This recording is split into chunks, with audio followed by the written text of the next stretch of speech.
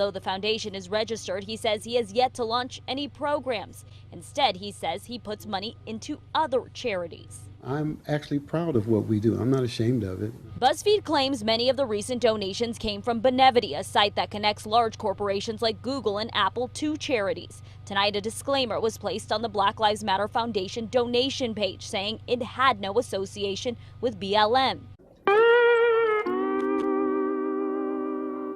In their filing for the year 2017, they're showing only $89,000 in total spending, only $24,000 on executive compensation, so salaries for the people who run this organization.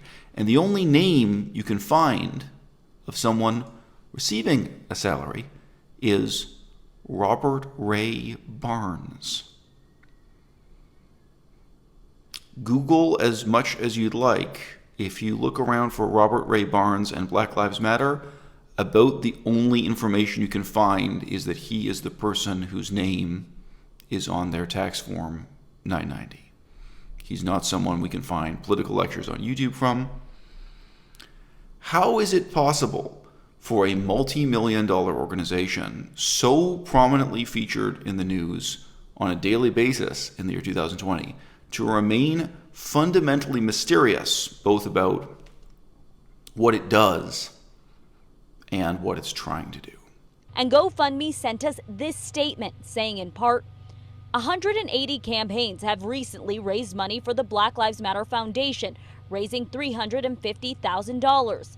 GoFundMe placed all funds on hold, and we are working with PayPal and the campaign organizers to ensure all of the money raised is transferred to the Black Lives Matter movement via their fiscal sponsor. We did reach out to the Black Lives Matter movement here in Los Angeles, but have yet to hear back. As for the Black Lives Matter Foundation, when it comes to taxes, the latest return we could find was in 2017. The foundation brought in just under $300,000. Barnes was the only employee to get paid just over $20,000.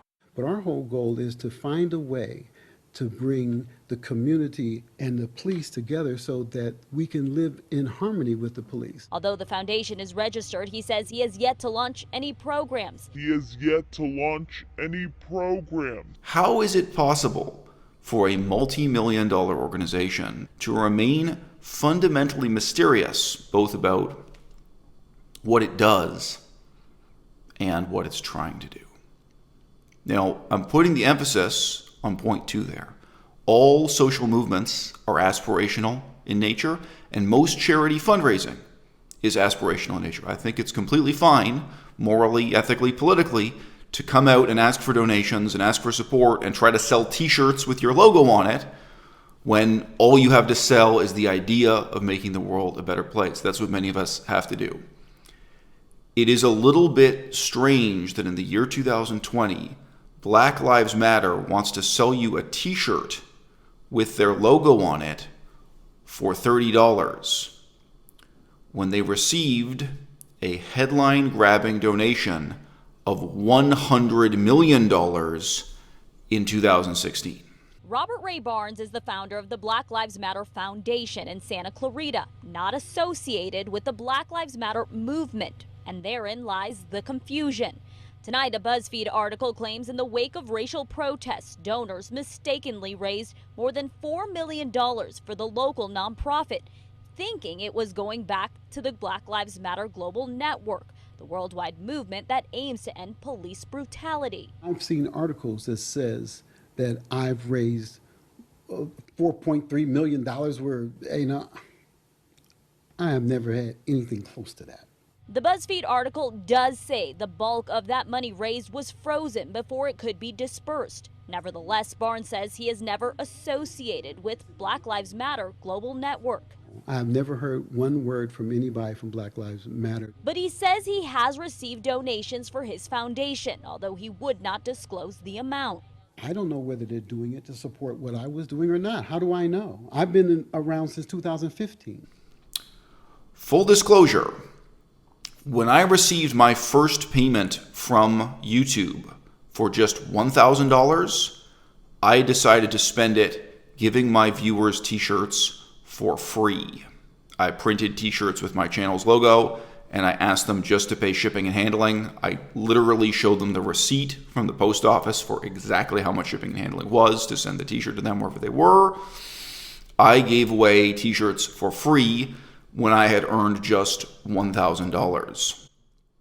If you have received $100 million, I think many of your supporters would be in a position to ask, where are the free t-shirts? Or at least, couldn't this t-shirt be $15.99 instead of $30? This may seem shallow, but it's really quite profound. Organizations like PETA, People for the Ethical Treatment of Animals, they began in pursuit of a definite set of objectives. But then with the passage of time, the pursuit of self-promotion, the pursuit of news coverage, the promotions such as selling t-shirts, took over more and more of what the organization did, to the extent that no matter how many millions of dollars they have, it seems that PETA is in the business of absolutely nothing other than and nothing more than promoting PETA, whether that be news appearances, t-shirts, or what have you. In record time, and with a remarkably big budget, something similar happens to Black Lives Matter in the United States. And it's a shame because, to disclose my own bias, I do think there's a really important message to be communicated here. I do think there's a really important idea for a movement that could have existed, but already now in 2020, we have to look back at the last 4 years and say, where did all that money go?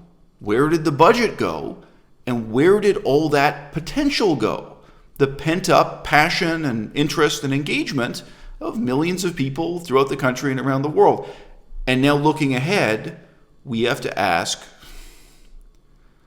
with all due skepticism, what is supposed to happen next? Well, we've now got the mugshot of the one-time leader of a group called Black Lives Matter of Greater Atlanta.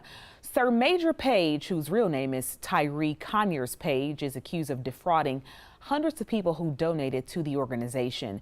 Now GoFundMe is stepping in to help those donors get their money back. The crowdfunding website tells 11 Alive more than $13,000 was raised on their platform for the organization.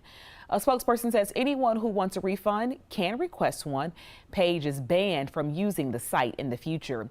FBI agents raided Page's home in Toledo, Ohio on Friday. He's accused of using more than $200,000 in donations from the Black Lives Matter of Greater Atlanta organization. We're talking to pay for things like food, entertainment, furniture, and tailored suits for himself. The FBI says he told donors their money would be going to causes related to social justice and the George Floyd case.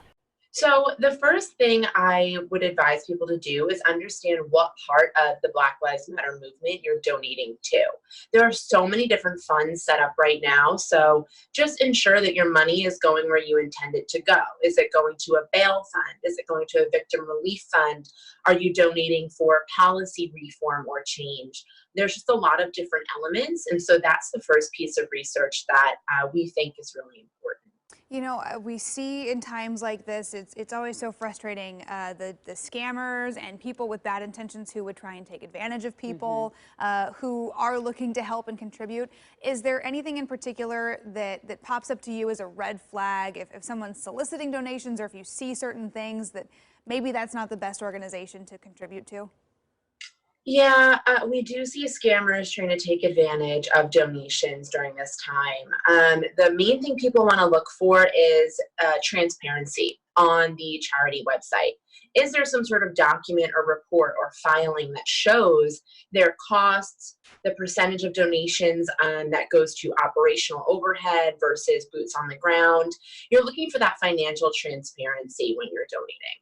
Because some of the Black Lives Matter movement charities are not 501c3s, BBB can't accredit them, has nothing to do with the legitimacy of the charity. It's just not a 501c3, which is within our policy.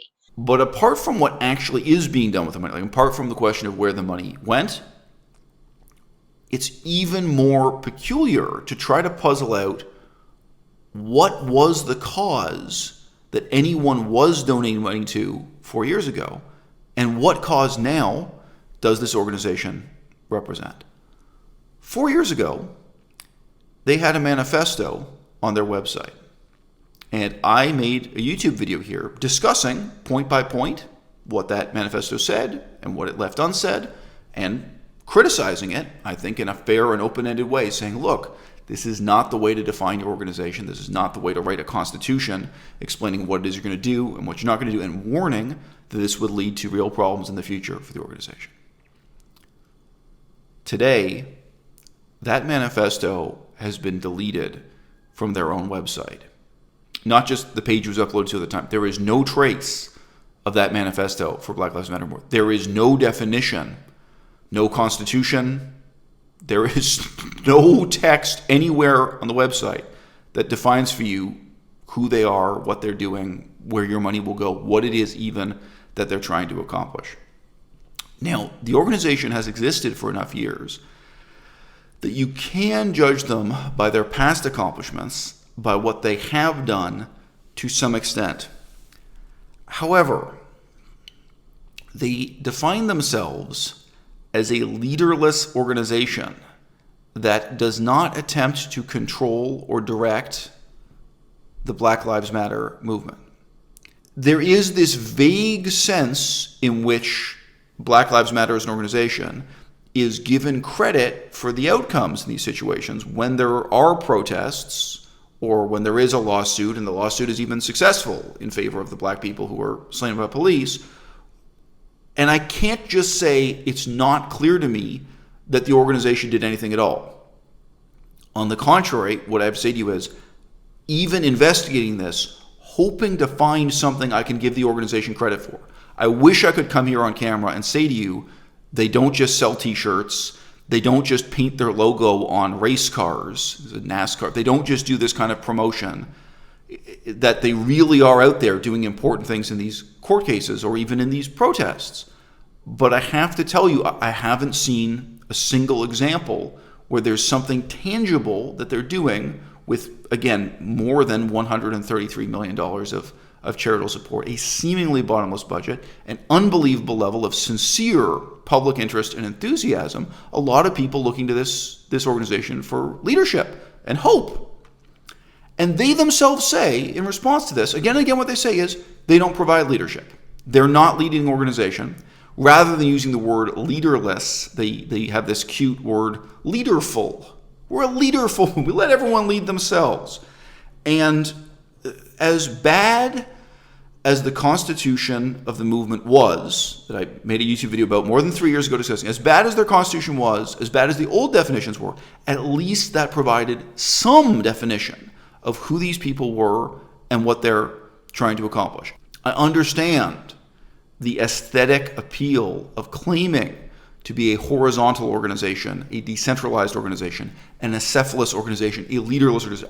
I understand the egalitarian appeal of just saying, well, anyone anywhere can take a permanent marker and a piece of cardboard and write Black Lives Matter on it, and they're somehow participating in and are part of this movement. But guess what? Ultimately, there is a bank account that this money is being paid into. All right? When somebody pays $30 for that t-shirt, it's not the case that a few pennies go to each person or each chapter around the world. You know, ultimately there is a question of personal responsibility financially. And there's a question of leadership in terms of the unbelievable lost potential, looking back at the last 4 years. And now we really have to ask ourselves about the lost potential in the next 4 years.